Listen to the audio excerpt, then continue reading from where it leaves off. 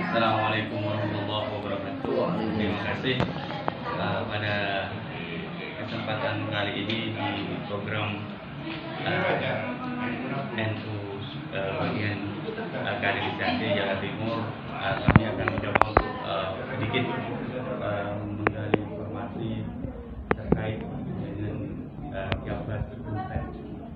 Dan ini juga terintegrasi dengan Ikhwan Tijani yang berada di Sukodono, yaitu akan dari YZ. Baiklah, Gus. Assalamualaikum. Ini kami ingin sedikit menanyakan yang pertama terkait dengan perkembangan Tijani di Indonesia melalui jabat Unpad ini seperti apa, dan mungkin kalau ada sanad dan silsilahnya. Terima kasih. Assalamualaikum warahmatullahi wabarakatuh. Waalaikumsalam warahmatullahi wabarakatuh. Ini berdasarkan apa yang saya tahu ya. Kalau toh ada yang kurang nanti mungkin bisa disambung. Ya, kalau ditambahi dari beberapa para kiai kang rawuh mriki. Menurut beberapa informasi ingkang kula pedet saking para kiai-kiai, terutama Pak D kula, Ibrahim, Budi, beberapa masyayikh pada saat penjajahan itu memang Tijani itu sedikit sudah berkembang.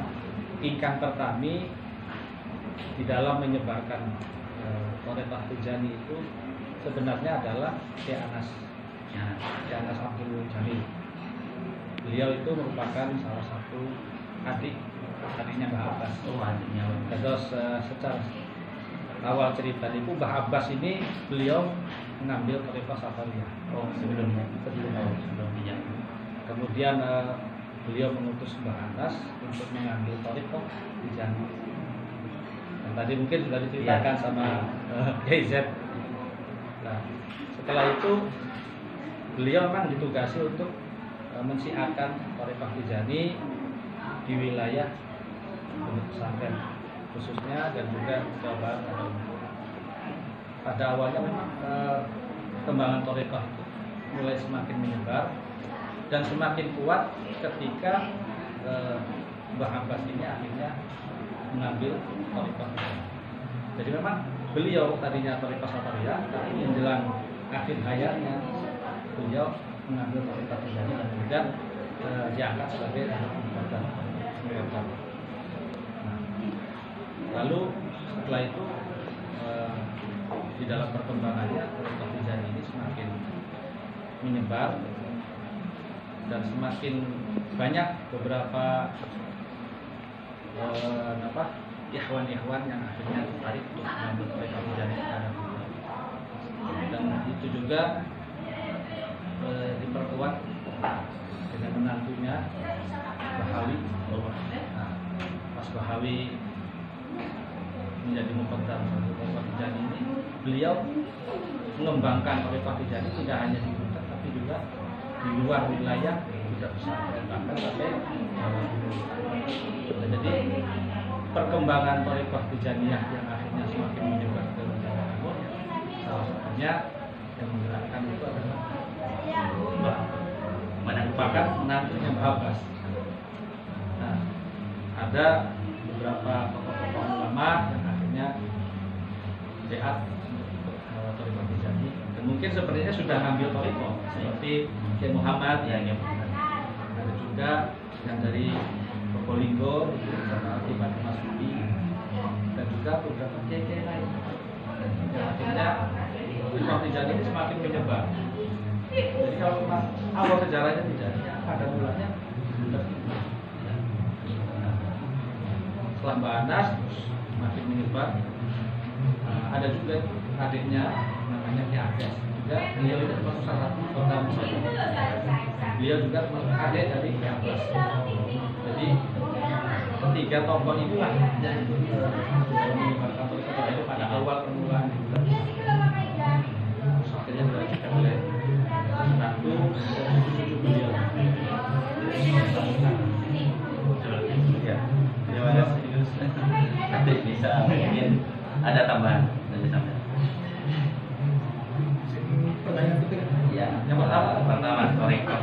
Enggak, udah cukup kalau ya. Oh, cukup untuk Toriko ya. Oke, nanti yang kedua ini. Jadi yang kedua menarik karena ini terkait dengan kami yang berada di organisasi Nahdlatul Ulama. Jadi kita melihat narasi yang beredar di lapangan ini setelah Orde Baru lengser, itu ternyata peristiwa 10 November itu sangat penuh misteri sekali. Jadi di mana kita melihat sosok yang berada di belakang Ki Hasyim Asy'ari pada waktu itu adalah Ki Abbas Muslim.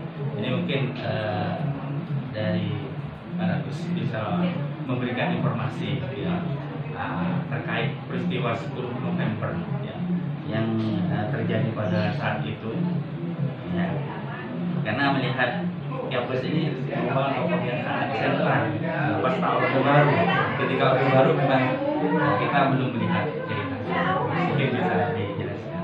Kalau informasi mengenai peristiwa ini kan tentang Ki Abbas kemudian Ki Hasyim Asy'ari. Iya. Kemudian kalau ditarik lagi kalau ditarik tentang perkembangan Toriko Tijaniyah tadi, Iya. itu saya mendengar info itu ada sikap politis sebenarnya. Iya. Artinya ketika Toriko Tijaniyah itu diambil jadinya muktabar, itu diterimanya tuh dengan ancaman. Katanya dengan ancaman Ki Abbas. Kalau misalnya Tijaniyah nggak masuk ke muktabar, saya akan keluar. Ini pada saat itu katanya begitu. Kemudian akhirnya menimbang Kiai Abbas yang berbicara tentang Toriko Tijaniyah itu harus dimasukkan ke muktabar, akhirnya masuk ke muktabar An-Nahdliyah. Akhirnya begitu kan. Katanya berarti kan saya melihat berarti ada sisi politisnya di sini. Iya. Karena kan banyak beberapa kan yang ini Torikonya segala macam. Tapi memang ada ya berarti karena Ki Abbas itu yang memasukkan, yang mempertahankan untuk Toriko Tijaniyah itu masuk. Itu waktu zamannya Mbah Hasyim nanti. Ya. Hasyim Asy'ari. Dipertimbangkan lah akhirnya. Ya politis berarti kan. Iya. Memang saya lihat untuk perkembangan Toriko politis semua sebenarnya. Akhirnya coba. Iya. Ya kan kayak Sataria, kenapa bisa benda kemudian buntet terjadi gesekan itu kan? Iya. Ya itu. Secara politis. Secara politis. Akhirnya politis juga. Ya rebutan pengaruh. Akhirnya kan seperti itu kalau saya melihat ya. Iya, sangat unik ya. Berarti memang secara politis pada waktu itu sangat mempengaruhi terkait perkembangan Toriko dan juga pada waktu NU masih baru berkembang. Dan bahkan pada saat itu Mbah Hasyim Asy'ari pun juga dalilnya begini. Peristiwa 10 November tidak akan makanya seperti ketika Bung Tomo pada waktu itu matur pada beliau, kepada Mbah Hasyim Asy'ari, ini kira-kira waktu yang tepat itu kapan ya? Kita sudah tidak sabar melakukan satu perlawanan kepada mereka orang Belanda. Terus jawabnya Mbah Hasyim simpel, kita tunggu berapa menit sebelum. Iya, pas. Dapat dari kesepakatan itu. Kesepakatan. Jadi memang kisah langit gitu yang dibutuhkan pada waktu itu. Ya sebenarnya yang berkembang memang seperti itu.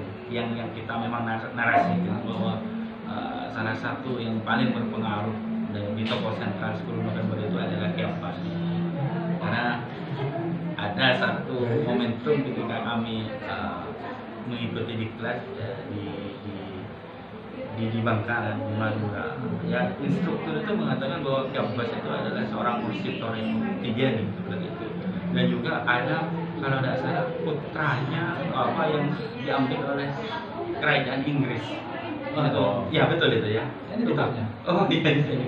Nah itu siapa? Gus apa? Nahdlatul. Putra bungsunya beliau. Putra bungsunya beliau Kiai. Nah, betul itu ya. Ya itu informasi yang kami dapatkan. Sekarang kami ingin menggali dan juga mengkonfirmasi ya supaya ya ke depan narasi-narasi positif yang berkembang ini tidak tidak dibengkokkan. Mengingat ya sekarang sudah nyawa nyambung yang terjadi. Kalau kita sudah ketemu dengan di Azuri ya minimal insya Allah informasi itu 90% akurat. Bahkan kalau menurut riwayat yang ikut bersama beliau pada waktu itu ya di antara lain Anas juga ikut ke ke Surabaya, yang ke Surabaya.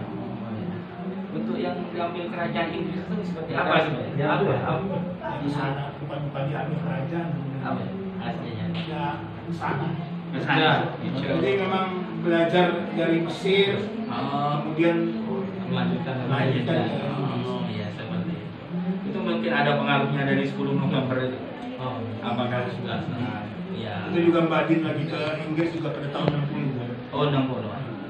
Ya itu yang berkembang juga seperti itu. Apa memang ada pengaruhnya? Memang kebetulan menikah dengan orang Prancis. Oh sampai sekarang sudah ya. Oh sudah. Oke seperti itu. Ini menarik sekali ketika kita bicara masalah Kiapas ya. Karena semangat kita ber-NU itu sebenarnya kalau di Jawa Timur ya selain ada Syekh Ahmad bin Abdul Latif sebagai yang memberikan isyarat kepada Ki Hasim untuk memberikan Nahdlatul Ulama, yang memberikan kami semangat untuk memberikan narasi positif itu adalah Ki Abbas itu, terutama 10 November. Jadi ketika di jalan, oh ternyata Ki Abbas itu sekarang kita ditakdirkan bisa. Dan ini ada pertanyaan yang ketiga ini terkait pesan, mungkin pesan dari Ki Abbas terhadap yang mungkin ikhwan dan juga warga Nahdien dalam hal berbangsa dan bernegara dan juga dalam hal berpolitik. Ya kalau melihat dari keteguhan Ki Abbas untuk memasukkan Thariqah Tijani di bagian daripada Muktamar, jelas artinya kalau saya sih secara tersirat berpikir untuk dengan pesan Ki Abbas itu ya toleransi terhadap seluruh Thariqah, nggak perlu terjadi pengkotak-kotakan lagi. Ya kan kayak benda, kalau saya sih bilang gini, kalau benda Satoriah ya biarin aja. Iya. Dengan Satoriahnya kita nggak perlu ada bertengkar Tijani. Kan buntut benda itu kan saudara. Iya. Kakak adik. Iya. Kemudian bentrokannya cuma gara-gara Thariqah gitu. Jadi kan hal yang nggak penting maksudnya, kan namanya Thariqah kan jalannya masing-masing gitu ya. Artinya ini kan di konsep toleransi akhirnya supaya memasukkan Thariqah Tijani ke dalam Tabarel dan Tabarok. Jadi nggak perlu ada kotak-kotakan lagi. Yang saya tangkap dari Ki Abbas. Berarti memang sangat bersemangat ya untuk memasukkan Thariqah Tijani itu info itu tuh info yang secret sebenarnya, direkod. Karena sikap itu kan orang yang memberikan informasi kepada saya juga ngomongnya kecil, artinya kecil, ngomongnya nggak terlalu kenceng. Jadi berarti memang terjadi ada misi politis di sini gitu dimasukkan. Makanya berarti memang seperti itu. Kalau dengan keteguhannya Ki Abbas menyuruh Ki Anas untuk itu kan berarti kan sangat tabar sekali istilahnya kalau Thariqah Tijani. Ya bukan karena saya juga ikut Thariqah Tijani.